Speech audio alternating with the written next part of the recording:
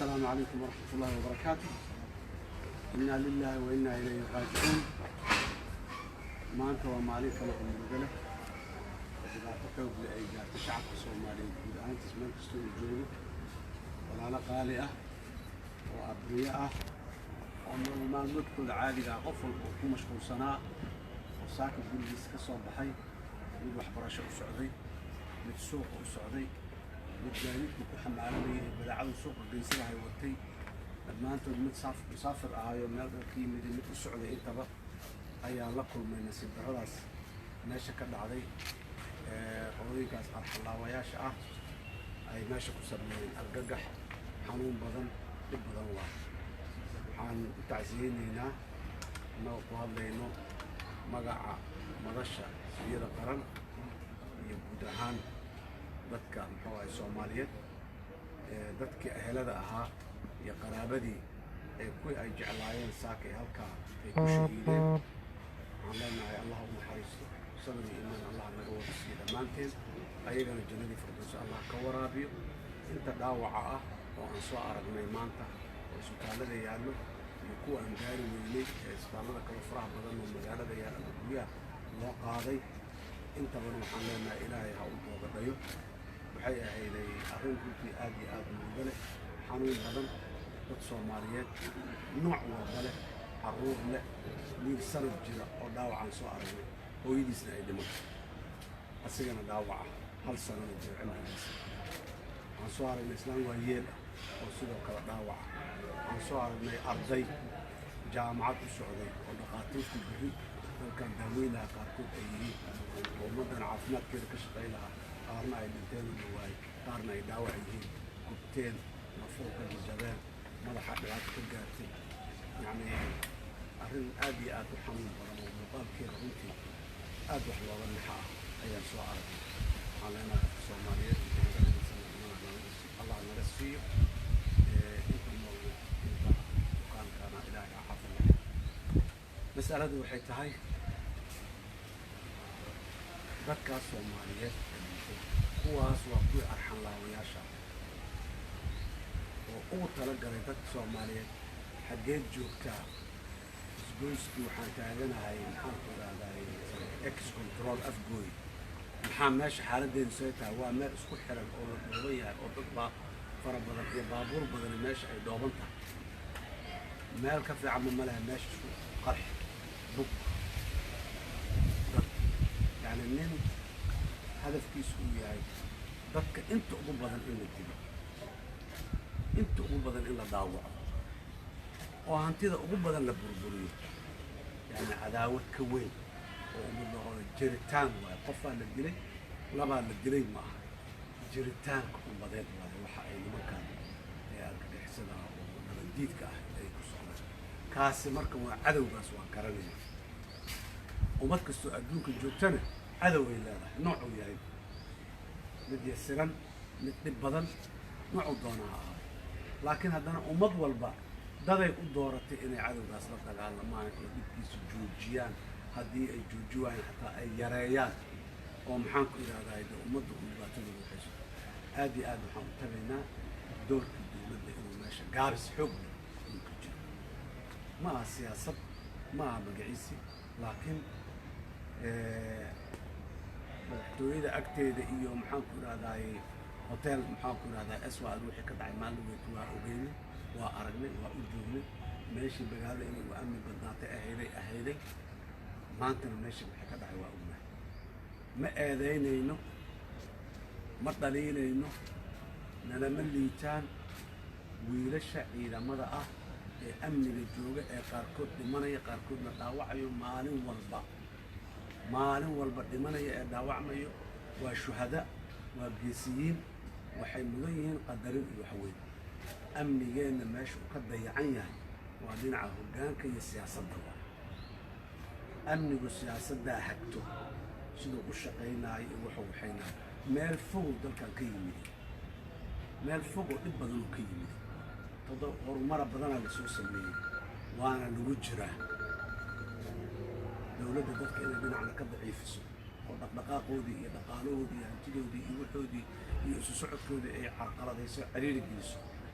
ayadoo ugu marmarsiinayso amnigii baan sugaynaa amnigiina dadkuna ay ku dulqaateen amnigaan sugaynaa maadaama la yiri in ay ka dulqaataan xorriyaadkoodii qaar ka mida ay ka tanasulaan ay oggolaadeen oo ilaahay maanta ciddiidan oo jidka taagan oo qaylinaysa aan la arkayn tanoo kale haddana inay dhacdahay waa labageeriyaad waaye waa xanuun kaloo sii dheeraya waaye argagixisadu waa joogtaa dagaalay dalka ku haysaa ma inkarayno iskama intisaabeen laakiin niman dagaal lagu haayo oo cararaayo oo tuuganimo wax ku samaynaayo inay yihiin iyo niman daanshoonaayo oo beledkan wixii baasigii la abuursaday meel walba kusii socda waxaynahay gaabiska aan annaga aan tuugayna in meesha ka jiro arkayna kaas waayo dowladda waxaan ugu baaqaynaa siyaasadeeda amniga dalka guud ahaan gaar ahaan caasimadda jamhuuriyadda ee magaalada muqdisho dowladdu waa inay wax ka beddeshaa sidaan ma ahaan karto kuma sii socon karto maalin walba boqolaal qof oo dhintay ma arki karno maalin walba dad gubtay oo la kala garan laayahay inuu nin ah ina naag eed la kala garan laayahay oo maxaan ku rahay meydkoodii oo madow meel uu yaallo inaan soo aragno wax aad iyo aad loogu farxi kara maaha wax aad iyo aad loo jeclaysan kara maaha wax laga aamusi kara maaha cadow waaye nimankan maxay u jiraan ma aha su-aasha maxaa loo dhammaystiri waayo maanta loo baabi'i waayo hal biri ma ahan laakiin sida loola tacaaloohaayo si ka habboon oo loola tacaali karaa jirto si ka si fiican oo loo qaban karaa jirto dowladdu gaabisaa meeshaas ka jiro sidaana waxba kuma socon karaan cadow waaye dad waaye waxa dadka laaynayo dadaa celi karo dhagax jidka la dhigay iyo carro meel la tuura ma celi karaan dadku dadaa celi karo fikiraa celi karo dadka soomaaliyeeda celi karo oo la mobilize gareeyo oo loo tuso maslaxadooda la dhaqaajiya celi karo dowladdu dib eegis ballaaran ha ku samayso siyaasaddeeda amniga dalka guud ahaan siyaasadda lagula diriraayo argagixisadan ummadda dhibtay nabaddiidka ah guud ahaan gaar ahaan caasimadda magaalada muqdisho wejigii maxaan ku rahday ummadda iyo dowladnimada iyo dalka iyo dadka soomaaliyeed ah dhaqaalihii isha ay dowladdu ku noosho dhaqaaluhu ka soo gala ah muuqaalkii iyo wejigii dadka soomaaliyeed ah aragtida amniga ee dowladdu hays wax ka bedesho dad amniga mas-uul ka ah oo deegaankan iyo dadkaani ay doorteen ay fursad ha bixiso dowladdu dadku dad mas-uulahay ayagu mas-uuliyadda saaraan ay eedaan ay ku yeeshaan dadkaan fursaddaas ha bixisaan leenaha dowladdu gobolka banaadir dowladda dhexe annagaa soo joogi jirnay shalay kuwaanaa jooga dhammaan dowladda sidaan si ka roonay annaga waxaan aaminsannahay markay imaanaysana sidaan ay xaalku ka roonay dowladda maanta jirto haddana ay ka roonaa karto ay sii socon karto horumarku maalin walba meel inuu sii joogo hore usii socdo magaalada dadka waa ku dhiban yihiin dan yartiyo dhan noloshooda ciriiriyay sii gashay meelihii iyo qaabkay u noolaayeen oo dhan baa ciriiri galay amnigiina la sugayaa ayay ku seexdeen ay ku oggolaadeen in ay maxaan ku rahdaay dadka intii ugu tabarta yareen ay noloshoodii ay maxaan ku rahdaay ay ka tanasulaan wax badan oo sida ay ku helayeen nolol maalmoodkeeda ahayd ma mudna inay maanta haddana dhaawac ay dhayaan iyo meyd ay tuugaan iyo mid la waayo oo meel ka baxay la waayo haddana ma mudna mas-uul ma ammaan helin oo maalin hore meeshii la galay wixii lagu bartilmaamaysanayay mas-uuliyiin iyo siyaasiyiin ay ahayd shacabkii caadiga ahaayee suuqa muxuu ahay khudaarta iyo muxuu ahay mooska iyo canjilaalka muxuu ahay barbarooniga u sidayna ma nabadgelin ardaygii saaki hooyo inta usoo quraacda canjeero ay soo siisay orod maando ii aad iskoolka adigana orod jaamacadda ii aad ay tirina ma nabadgelin arrintaasi shilaa iska baxay baabuura meel ku qarxay dadaa fidhiisay ma aha waa ka mug weynta dowladdu waa isku noqoto aad wixii dhacaad mas-uul ka tihin keliya ma ahan waxaan leenahay waxa soo socdaa muhiim ah berri waxa dhici doono ilaahay idinkiis ilaahay ma keeno ilaahay ma qadaro ilaahay idinkiis laakiin diyaargarowgeenna in sida hadda uu ku socday istaraatiijiyada amniga lagu sugaayo dowladda waa in ay wax ka beddeshaa dadkan gobolka banaadir ku nool waa in fursad la siiyaa amnigooda ay cod iyo talo ku leeyihiin waa in la siiyaa sarkaal dowladda ay soo magacaawday bas kuma fulla dowladda waa joogtaa xoog waaye xoolay haysataa caqliya haysataa kaalmo caalim haysataa laakiin dadka doorkoodiyaa maqana dowladdu dadka door ha siiso gobolkan banaadir dadka dad ay wacdeen oy wakiisheen ay u dhiibteen mas-uuliyadda oo berri ay kala noqon karaan markay wax dhacaan waa in dowladda fursadaas ay bixisaa dadkana loo ogolaadaa inay futaan mar kale inta dhimatay allah u naxariisto